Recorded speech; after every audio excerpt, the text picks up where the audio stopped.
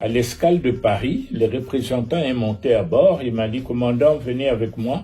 Ah oui, vous aurez à transporter Mohamed Ali. J'ai dit, quoi? Je m'appelle Simon Diassodois. Je suis né à Léopoldville, actuellement Kinshasa, le 14 novembre 1942. À l'époque, le Congo était une colonie belge et donc je suis né pendant la colonisation. Tout le monde savait ce qu'il pouvait faire, ce qu'il ne pouvait pas faire. Tout ce que moi je me rappelle, c'est qu'à partir de 17h30 ou 18h à l'époque, tout ce qui n'était pas blanc devait quitter la ville blanche pour rejoindre la cité indigène, sauf les quelques Congolais qui étaient spécialement autorisés à rester. Tous les Congolais savaient qu'à 18h, ils devaient quitter. S'ils se faisaient attraper, ils risquaient même la prison. À l'époque, le noir était limité à l'école moyenne. Ça veut dire qu'après l'école primaire, quand vous alliez faire vos études supérieures, ils étaient limités à 4 ans. Donc, vous ne pouviez pas, par exemple, quand on prend le cas de la médecine, un noir qui s'est lancé dans le domaine médical, après 4 ans d'études, on le nommait assistant médical. Il ne devenait pas docteur. Il assistait le docteur blanc, mais lui était assistant médical. Il était limité à la fonction d'assistant médical. C'était fait exprès. Dans beaucoup de domaines, c'était pas seulement spécifique à ça. C'est quoi le but?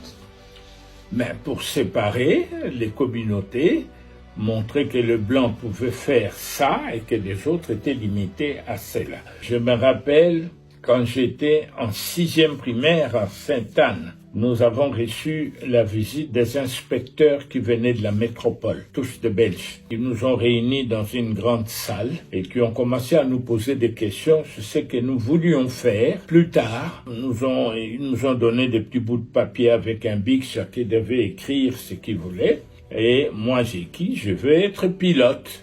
Et puis les inspecteurs ont ramassé tous les papiers, ils ont commencé à discuter entre eux, et puis sont adressés à la salle. Monsieur Untel, vous souhaitez ceci, vous souhaitez cela. Ils arrivent chez moi. Monsieur Diassodois, je dis oui. Vous voulez devenir pilote? J'ai dit oui, mais c'est pas un métier pour les Congolais, monsieur. Alors, j'ai regardé les inspecteurs, je leur ai dit, je deviendrai pilote.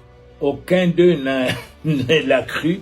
Il y a eu un éclat de rire général dans la salle. Grâce aux libéraux belges qui ont fait changer les lois en Belgique, la répercussion de ces lois sur la colonie a porté ses fruits. Ils ont permis maintenant aux Noirs de faire 6 ans d'études secondaires. Grâce aux Athénées, et c'était une révolution à l'époque. Les Noirs pouvaient aller jusqu'à terminer les humanités, les 6 ans, qui leur permettaient d'aller plus haut. D'ailleurs, à l'époque, certains Noirs avaient été dotés d'un statut d'évolué, comme on les appelait à l'époque, donc on pouvait les comparer aux Blancs, mais tant qu'ils étaient dans la colonie, ils devaient considérer les Blancs comme leur chef, leur supérieur, alors qu'on leur autorisait à rester à la Cité Blanche passé 18 heures, mais ils étaient une toute petite minorité. À l'époque, il n'y avait aucun couple mixte autorisé à vivre au Congo. On a eu l'indépendance le 30 juin 60 et en 61, on crée Air Congo.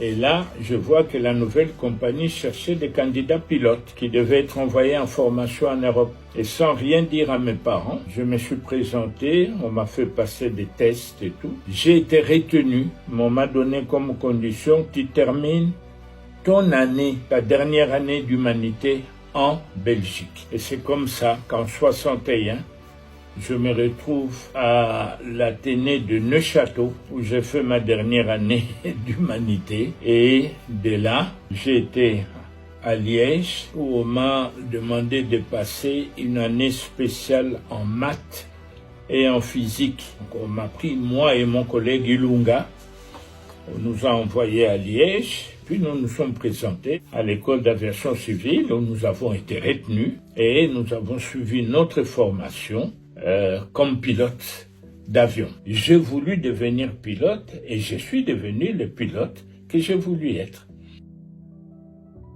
Et c'était en 74. Je faisais un vol régulier. Je devais faire ce jour-là Bruxelles-Paris, Paris-Kinshasa. Donc moi, dans le cadre de mes activités de pilote de ligne, j'avais à faire ce vol-là. L'avion était bourré, beaucoup de passagers. À l'escale de Paris, le représentant est monté à bord. Il m'a dit, commandant, venez avec moi. Vous pouvez prendre 2, 3, 4 membres d'équipage, vous me suivez. J'ai dit, mais ah oui, vous aurez à transporter Mohamed Ali. J'ai dit, quoi? Il dit, oui, Mohamed Ali est arrivé à Paris, donc vous allez l'amener à Kinshasa pour son combat avec Foreman. J'ai dit, ok, j'ai choisi 2, 3 gars de mon équipage. On sort de l'avion, il y avait une salle là, je vois plein de monde autour d'un monsieur qui faisait un genre de show là au milieu. Et on m'amène devant Mohamed Ali, on me présente et tout. Alors les gars se retournent vers moi et disent, ah, c'est vous qui allez me piloter Oui, c'est nous. Mais il dit, oh, mais c'est extraordinaire.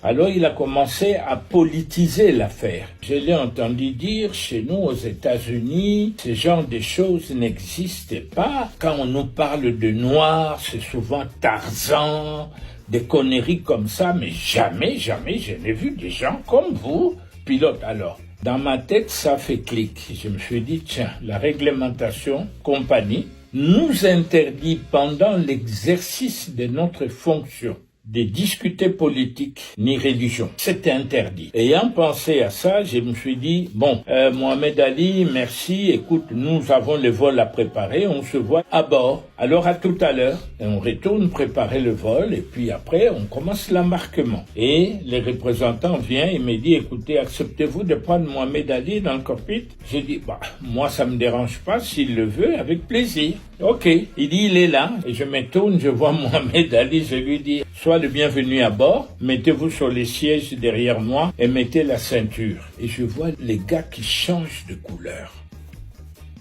Oh. Je me tourne, je dis, mais Ali, y a-t-il un problème? Il me regarde, il me dit, no white man here? Comme ça.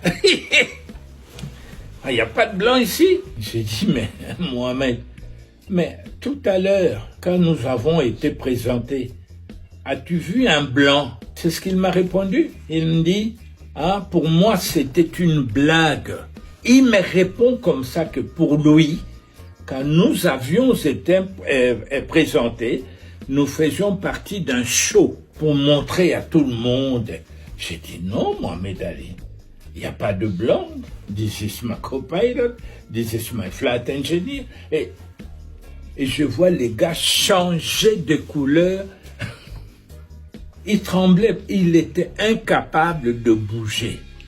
Alors je lui dis, écoute, soit tu te décides, tu t'assis derrière moi, soit tu retournes en cabine parce que nous n'allons pas pénaliser le vol. Alors on le prend, on l'installe derrière moi, il ne savait même plus fermer sa ceinture. On démarre, on commence à rouler, et pendant qu'on roulait, et avant qu'on arrive en bout de piste, je sens quelqu'un qui me fait ça sur mon épaule. Alors je me dis, oui, il y a un problème, Ali. Alors il me dit, avez-vous l'expérience sur cet avion? Comme ça. J'ai dit, Ali, are you kidding or what? Vous êtes en train de blaguer?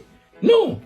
Il voulait être sûr parce que c'est la première fois de sa vie. Ensuite, il nous voit décoller, monter en croisière. On se dirige vers le sud et puis je le vois aller derrière. Et ensuite il revient, on était au-dessus de la Méditerranée. Il rentre dans un corps, puis je lui dis, Ali, regarde là-bas, tu vois la côte? Il me dit, oui, j'ai dit, ça c'est l'Afrique du Nord. Et puis après ça, tu verras le désert. Il n'en revenait pas. Ça faisait 2 heures qu'on était ensemble. Comme il a vu que tout allait bien, il est retourné derrière faire appel à des journalistes. et je vois mon cockpit envahi. Il est en train de parler à la presse en disant, voilà, on nous parle de ceci, des Africains, ils parlent de combien de langues, ils pilotent ces avions. Donc c'était pour lui une découverte. This is strange to the American Negro. We never dreamed of this. And every time we watch television, they show us Tarzan and the natives and the jungles. They never told us that the Africans were more intelligent than we are. They speak English, French and African. We can't even speak English good. À l'arrivée à Kinshasa, on est arrivé la nuit, vers 20h passées, et on est devenus amis. On s'est même revus aux États-Unis. Il revenait de Chicago. Dès qu'il m'a croisé à l'aéroport, il a commencé à crier « My pilot, my pilot !» Même les Américains le regardaient. Je ne l'en voulais pas. Je l'ai compris tellement mieux parce que je suis passé par là. Le racisme à l'époque, c'était pas un jeu, C'était pas un jeu. Je comprenais tellement bien Mohamed Ali. Je me suis remémoré ma première arrivée en Belgique. En 61, on était sur la route entre l'aéroport de Bruxelles National et Bruxelles. Et pour la première fois de ma vie, je vois des travailleurs tout au long de la route avec des pelles et tout ça qui travaillaient et je regarde, j'étais choqué. Pourquoi? Tu vois un colonisé qui est indépendant depuis 1 an, qui de toute sa vie n'a jamais vu un blanc faire du travail manuel. Je vois ces blancs en train de creuser. Oh, même eux aussi font le travail qui s'exige de nous en Afrique. Déjà, à ces jours-là, j'étais choqué par la première réalité de la vie que je voyais vis-à-vis des gens que je considérais comme supérieurs. Et j'ai compris beaucoup de choses ce jour-là. Certaines réalités de la vie qu'on cache à certaines personnes. On veut faire de certains des dieux alors qu'ils ne le sont pas. D'autres, on veut les abrutir alors qu'ils ne sont pas abrutis. Et c'est à partir de ce moment-là que j'ai compris qu'on est tous manipulables. Qui que vous soyez, c'est une question d'être manipulé ou pas. Et j'ai compris les réactions qu'Ali avait ce jour-là en faisant ces liens, moi qui sortais de la colonisation. Papa n'a pas fait des grandes études, il savait à peine lire et écrire, mais ce qu'il a inculqué dans ma tête, c'est quelque chose d'exceptionnel. Ce n'est pas le fait d'avoir 5-10 diplômes d'université qui fait de nous des gens exceptionnels. Si tu n'as pas la sagesse, tu ne vaux rien, tu n'es rien. Et j'ai jamais oublié ce conseil qui m'a servi jusqu'à aujourd'hui.